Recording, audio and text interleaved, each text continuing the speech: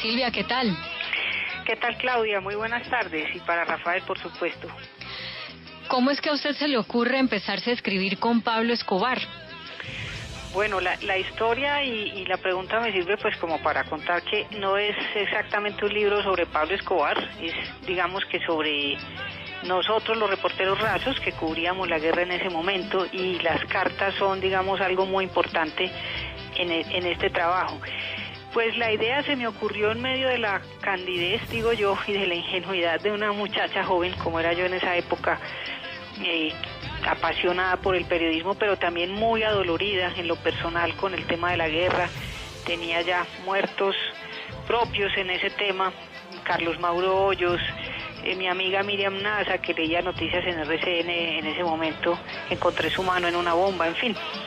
Y todo eso me fue llenando de rencor y de rabia, y yo quería preguntarle a él por mis muertos y por ese desastre de ciudad. Además me di cuenta de que estaba embarazada justo esperándolo a él, a que se entregara, después de un diagnóstico de infertilidad. Entonces eso me horrorizó y pensé que la única persona que me podía decir cómo hablarle a un hijo de la muerte y del horror de la ciudad era él. Y ese fue, digamos, el origen de la idea de escribirle. Y pues todos estos años guardé las cartas. No me contestó mucho de lo que quería. Ahí descubrí su faceta realmente de político, porque contestaba a veces no lo que uno le preguntaba. Y ese fue, digamos, el origen, Claudia, de este proyecto que hoy vio la luz. ¿Por qué decide revelar las cartas tantos años después? Bueno, le voy a contar. A mí al principio me daba mucho miedo. Yo tuve miedo mucho tiempo, y de hecho por mucho tiempo anduve con las cartas encima, porque alguna vez se metieron a mi casa, nunca supe quién, y se llevaron papeles. En esa época teníamos los famosos contestadores con casetes, ¿se acuerda? De cintas.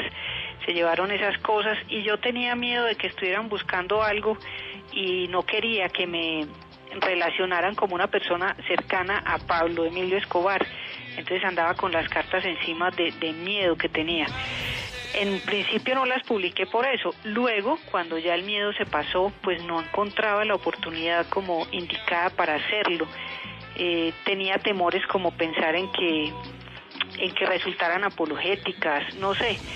Y finalmente entendí con el paso de los años y la distancia que es tan buena para evaluar los proyectos. Pasa como con los documentales, que uno toma distancia de los materiales y ve distinto, y entendí que la mejor manera era contar las cosas tal y como habían sido desde mi historia personal.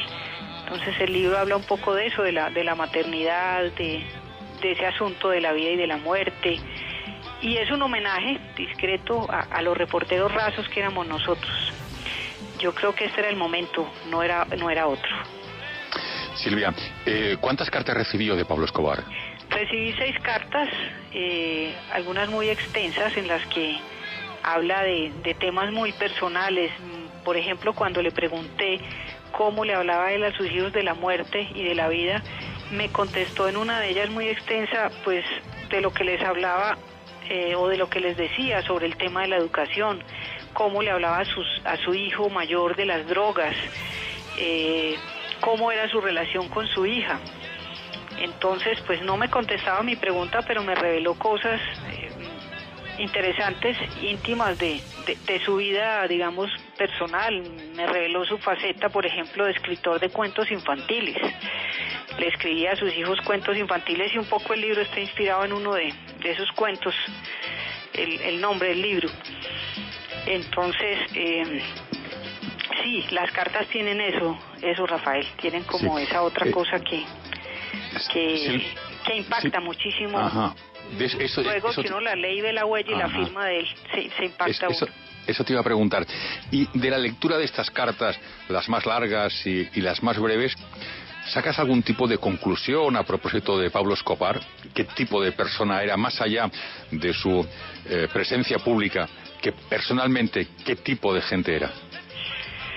Es muy difícil, y para mí sigue siendo muy difícil conciliar, sobre todo cuando uno se enfrenta a eso como otra víctima que fue. Pensar en el dolor que le ocasionó a la propia familia, y leer eso yo siempre he tenido la sensación de que hablé con una persona y lo que sé de él, lo que hablamos en los medios, lo que leemos en las noticias, es como si fuera otra persona. Yo no he logrado todavía conciliar como esas dos caras, esas dos facetas, porque a mí me parece que siento que tengo al frente a dos personas distintas. Y me imagino que eso es parte de su tema, de su mente, de su asunto. Como anécdota, en esa época yo tenía, digamos, otro motivo más para detestar como todo lo que rodeaba el mundo del narcotráfico, y era el drama de la droga. Lo tenía en mi propia casa con el que era mi marido en ese momento. Yo me casé muy muy joven y era un drama que estaba viviendo mientras mi marido se recuperaba de la droga.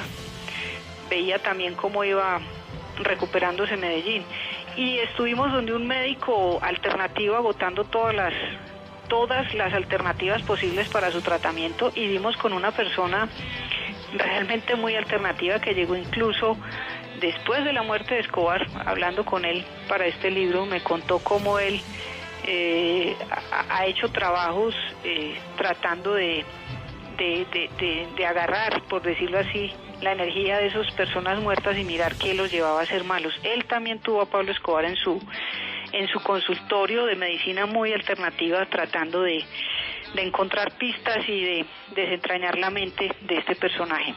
Y tampoco él obtuvo respuestas, te cuento. Silvia, usted dice que él le contestó 6 cartas, ¿de cuántas que usted le escribió? Todas, esas fueron todas las que le escribí, todas me las respondió. Esa correspondencia termina porque en agosto de ese año, estamos hablando de 1991, después de que él se entrega, el noticiero para el cual trabajaba yo en ese momento, que era el noticiero TV Hoy, revela, por información que consiguió mi colega Juan Carlos Giraldo aquí en Bogotá, parte de la indagatoria de Pablo Escobar. Y esa revelación desató la furia de uno de sus abogados, quien me llamó y me amenazó, y yo ya estaba embarazada. Yo me asusté mucho, mandé la última carta que le envié a Escobar pidiéndole que me perdonara la vida. Estuve un mes esperando esa respuesta, muerta del pánico, escondida, y pues imagínate el embarazo. Y al mes recibí la última carta donde Escobar me decía que había investigado y que esa decisión del abogado había sido un tema de él, nunca de parte de Escobar. Pero eso ya me encendió las alarmas y vi que me estaba metiendo en unas aguas que yo no sabía qué tan profundas y tormentosas podían ser, y ya en ese momento mi prioridad era pues obviamente proteger a mi bebé, y decidí no volverle a escribir. Y nunca más le escribí. Esas 6 cartas de ida y vuelta, o sea, 2 en total, ¿dieron para hacer un libro completo, o usted complementa para este trabajo que está sacando, Los Días del Dragón, complementa esas cartas con otras cosas? Sí, es, digamos, el libro podríamos decir en síntesis que es una mirada de esa historia, de ese momento de la historia de Medellín y del país, desde mi historia personal con la maternidad y desde mi ejercicio periodístico. Entonces ahí revelamos cosas, digamos, de las que teníamos que vivir a diario los reporteros que estábamos en la calle.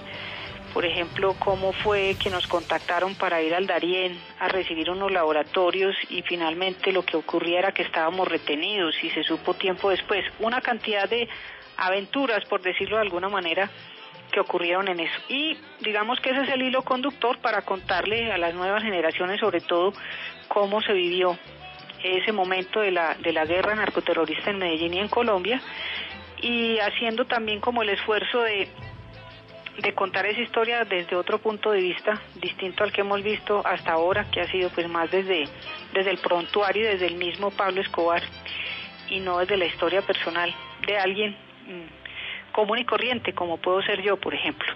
Entonces el libro tiene 4 grandes crónicas. Nace, digamos que la estructura está basada en una pregunta que me hace mi hija cuando tenía 4 años, el día que la familia de Escobar Gaviria me mandó a pedir esas cartas para usarlas en el tratamiento de la niña menor, que ha tenido muchas dificultades, como todo el mundo lo sabe. Y a raíz de eso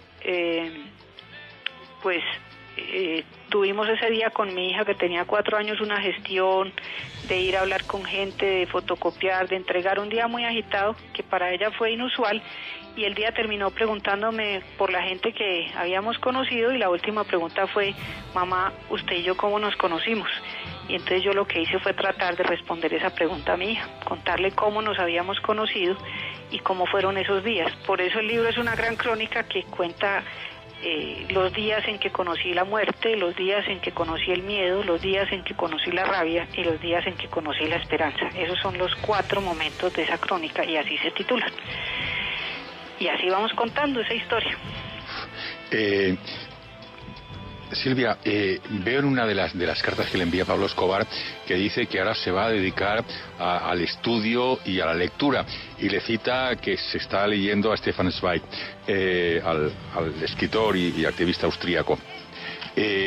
¿Usted cree de verdad que él era un lector de filosofía, de personalidades como Stefan Zweig? A mí me causó mucha curiosidad, y sobre todo esa mención específica, porque después investigando me di cuenta que esa frase de que espero que cese la horrible noche fue precisamente de este escritor. Yo, como le digo, nunca conocí a Escobar Gaviria, nunca pude hablar con él personalmente, pero las personas que estuvieron cerca de él sí hablan de él como una persona que leía, le gustaba leer biografías, y en una de esas cartas también más adelante me cuenta que se leía 5 periódicos al día, todas las revistas de información las leía, literatura poco, pero leía eso, biografías e información y actualidad. Y yo pienso que sí, porque era un tipo informado, y en su manera de escribir se nota que redacta bien y tiene buena ortografía. Pues muy inteligente, sin duda lo era. Eso nunca ha estado en discusión, sino para qué usó esa inteligencia y ese poder que logró a través de la inteligencia. Silvia, pues le deseamos mucho éxito con su libro Los días del dragón.